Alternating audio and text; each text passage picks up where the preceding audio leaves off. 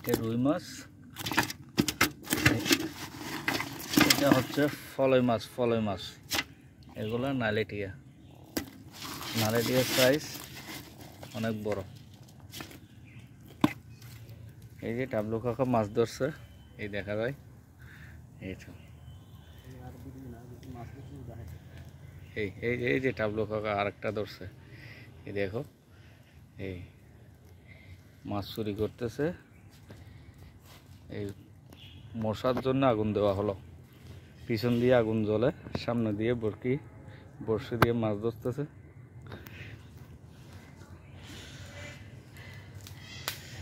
এটা পুকুর।